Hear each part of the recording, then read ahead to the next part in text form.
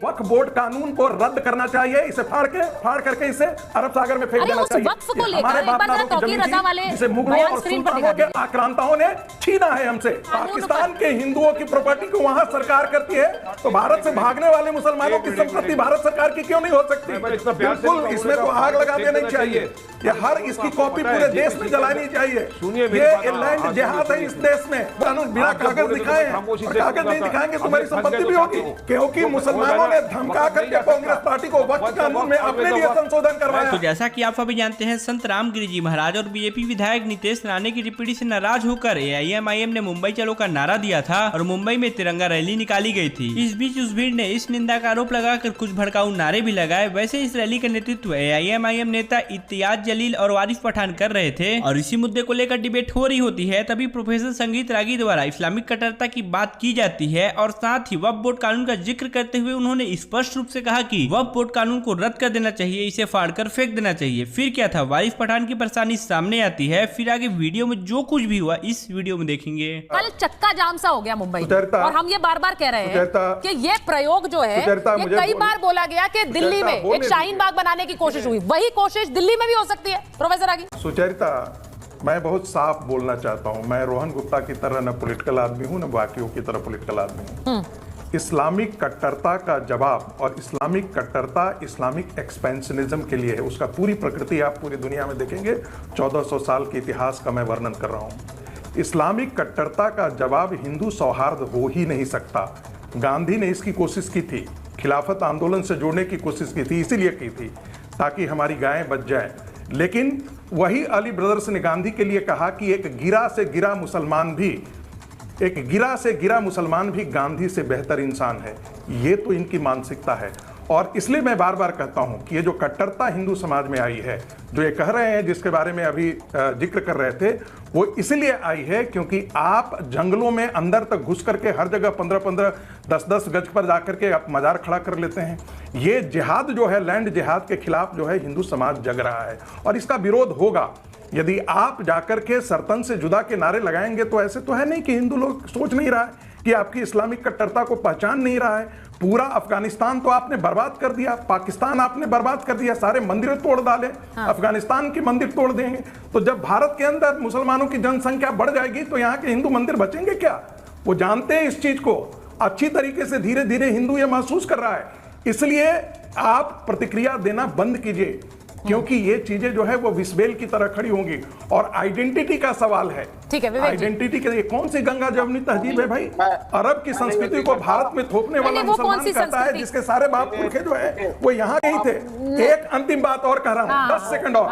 वक्फ board कानून को रद्द करना चाहिए, इसे फाड़ करके इसे अरब सागर में फेंक देना चाहिए। हमारे बाप दादों की जमीन थी, जिसे मुगलों और सुल्तानों के आक्रांताओं ने छीना है हमसे। देखिए, मैं आपको कह रही हूँ, वक्फ के कानून, पाकिस्तान के हिंदुओं की प्रॉपर्टी को वहां सरकार करती है, तो भारत से भागने वाले मुसलमानों की संपत्ति भारत सरकार की क्यों नहीं हो सकती? मैं जवाब देना चाहूंगा। हाँ बोलिए, वारिस साहब बोलिए, जवाब दे दीजिए। वो कह रहे हैं खत्म करो इस वक्फ को, नहीं जरूरत है इसकी। वक्फ बोर्ड को फाड़ के वक्फ, नहीं उन्होंने इतना प्यार से, बिल्कुल, इसमें तो आग लगा देनी चाहिए। ये हर इसकी कॉपी पूरे देश में जलानी चाहिए। सुनिए, ये लैंड जिहाद है इस देश में। बोलिए, रोज जवाब दीजिए। प्रॉपर्टी जमीन बाहर बचती है। अरे आप कहते हो कि हम कानून बिना कागज दिखाए, कागज नहीं दिखाएंगे तुम्हारी संपत्ति भी होगी। कि मेरी बात लोगों तक पहुंचे। ये फंस गए बोल के इसलिए चाहते नहीं है कि मैं लोगों तक इनकी बात पहुंचाऊं। इन्होंने कहा कि वक्फ के कानून को फाड़ फूड़ के फेंक देना चाहिए, जला देना चाहिए। अरे आपको मालूम है JPC के अंदर मीटिंग चल रही है, मीटिंग पेंडिंग है, बिल पेंडिंग है, वहां पे उसके दरमियान इतना बड़ा बयान क्यों दिया? आप अपना बिल्कुल गलत है। अरे आप कौन होते हो बोलने वाले? JPC में चाहूंगा कि इस तरह की बात जो कर रहे हैं उनको रोके। मैं ही बोलने वाला हूँ, क्योंकि मुसलमानों ने धमका करके कांग्रेस पार्टी को वक्फ कानून में अपने लिए संशोधन करवाया है। सुप्रीम कोर्ट ने कहा कांग्रेस पार्टी ने इस देश के साथ गद्दारी। अरे नहीं, आपके बोलने से once a waqf always a waqf. Supreme court ने बोला है ये हमारे मजदूरों का, गरीबों का अधिकार है। ये हमारे मदरसे, मस्जिदें, कब्रिस्तान है, वहाँ हम छीनने नहीं देंगे। एक सेकंड में विवेक जी के पास। आप अपने समाज को सुधारिए ना। जो हिंदू समाज है और उसमें जो फैला हुआ करप्शन है, जो डाउरी डेथ्स है, वो तो आपसे देखा नहीं जाता। मुसलमानों के घरों में झांक झांक के पिछले 10 साल से आप डिस्टर्बेंसेस क्रिएट कर रहे हैं। जगह जगह घेर रहे हैं मस्जिदों को। कभी हनुमान जयंती के दिन किसी मस्जिद के बाहर डीजे बजा के डांस कर रहे हैं, कभी कांवड़ यात्रा के ड्यूरिंग कुछ हो रहा है। तो इस तरह की नॉनसेंसिकल चीजें जानबूझ के संघ परिवार अगर सो कॉल्ड हिंदू मोबिलाइजेशन और हिंदू एम्पावरमेंट के नाम पे करेगा तो देश कहां जाएगा? अरे बाबा, ये हिंदू राष्ट्र नहीं है, ना हिंदुओं का मुल्क है। विवेक जी एक सवाल सुनिए मेरा, एक सवाल सुनिए। अगर मुसलमान सड़कों पर उतर रहा है तो वो तो अपने मन से उतर रहा है, उसके मन में डर है इसलिए उतर रहा है। लेकिन अगर हिंदू सड़क पर उतर रहा है तो वो आरएसएस की देन है, वो बीजेपी की देन है। मतलब हिंदू अपने मस्तिष्क से कुछ नहीं सोच सकता है, उसे उकसाया जा रहा है, लेकिन मुसलमान अपने मन से उतर रहा है। हाँ, फर्क समझ लीजिए दोनों, माइनॉरिटी और मेजॉरिटी में एक फर्क होता है। किसी भी मुल्क के अंदर minorities are they are more sensitive. अब एक जलसा निकला, कैसी बातें कर रहे हैं Vivek Srivastava? There is no logic in what you are saying, there is no logic in what you are saying. कैसे लॉजिक है सर इसमें? आप कह रहे माइनॉरिटीज आर मोर सेंसिटिव, मतलब ये कोई लॉजिक नहीं है सर। एब्सोल्युटली, मतलब हिंदू में कोई सोच नहीं है, उसकी कोई समझ नहीं है, वो सिर्फ आरएसएस के इशारे पर चल रहा है। ऐसे जो नफरत फैलाने वाले लोग हैं उनको शर्म आनी चाहिए। विवेक श्रीवास्तव जी, अपनी राजनीति को आगे बढ़ाने के लिए सर पूरे के पूरे हिंदू समाज को आप कह देंगे कि उनमें समझ नहीं है? मुझे ये बड़ी अटपटी बात लगती है विवेक श्रीवास्तव जी।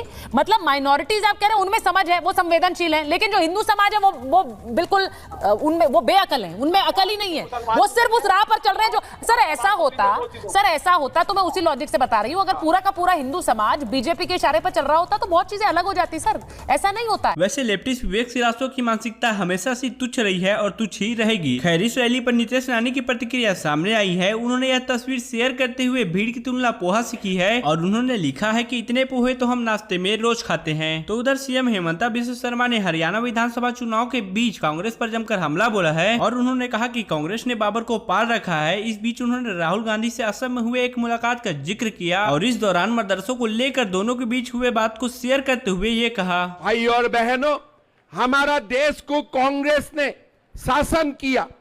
अगर कांग्रेस नहीं होते थे ये बाबर साबर कब खत्म हो जाते थे, लेकिन ये कांग्रेस ने बाबर को पाल के रखा है। और बहनों, हमें ऐसा ही करना है जैसे अयोध्या में बाबर राज का खत्म हुआ, भव्य राम मंदिर निर्माण हुआ।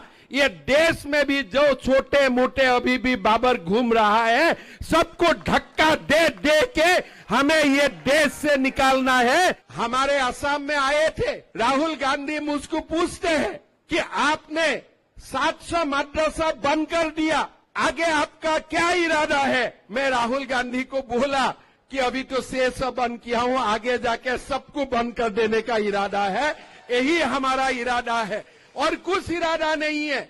हमें देश में मदरसा शिक्षा नहीं चाहिए, हमारा देश का जवान इंजीनियर बनना चाहिए, डॉक्टर बनना चाहिए, इंडस्ट्रियलिस्ट बनना चाहिए। इस बीच उन्होंने इजराइल और फिलिस्तीन के बीच चल रहे युद्ध का भी जिक्र किया और हिजबुल्लाह कमांडर हसन नासरुल्लाह के मौत पर महबूबा मुफ्ती द्वारा चुनाव प्रचार को एक दिन के लिए रोके जाने वाले फैसले पर ये कहा, लेकिन वहां में हसन नासरुल्लाह का मौत हो गया और आज कश्मीर में महबूबा मुफ्ती बोल रहा है कि हम चुनाव प्रसार नहीं करूंगा, हम दुखी है, किस लिए? हसन नासरुल्लाह का मौत हो गया है। मैं महबूबा मुफ्ती, फारूक अब्दुल्ला, राहुल गांधी सबको पूछना चाहता हूं, जब हमारे कभी कोई जगह में हिंदू का मर्द होते हैं, आतंकवादी हिंदू जवानों को मारते हैं, तब आप लोग दुखी होते हैं कि नहीं होते हैं? ये कृपा करके हमें बताइए। ऐसे वीडियोस के लिए और हमारे साथ जुड़े रहने के लिए चैनल को सब्सक्राइब जरूर कीजिएगा।